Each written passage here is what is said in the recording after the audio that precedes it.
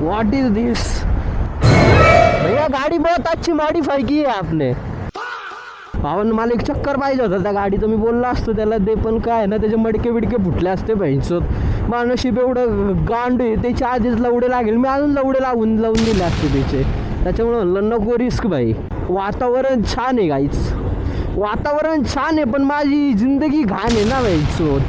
तर वातावरणाचा माझा काही संबंधच येत नाही ना. हेल्मेटमधून घाम येतोय रे आई चवली. आणि हेल्मेटचं वायझर ओपन केलं तर सगळा वाऱ्याचा आवाज येतो व्लॉगमध्ये, माझं येतच नाही ना. मग अशी तर जिंदगी झाली आपली.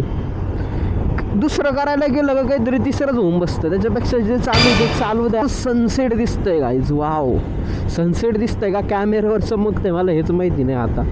नाही तर हा सूर्य पण आपली गाण मारायचा आता ब्लॉगिंगची. माझ्या डोळ्यांनीच मला काही दिसत नाही, तर कॅमेऱ्यात का लावडा दिसत असेल नाही, काय दिसत असेल काय माहिती. आईची गांड काय बोलते भाई, ब्लॉगिंग करतोय का मजाक करते का स्वतः संगत बोलते. आई जवळ आयो क्रिकेट अकॅडमीचे गायची आणि चालली BF सोबत का तो क्रिकेट अकॅडमीचं आहे. ती काय भाईची गांड भाई जे असं काय मला काय करायचं आहे भाई, मी का बरं बोलते मलाच कळा नाही.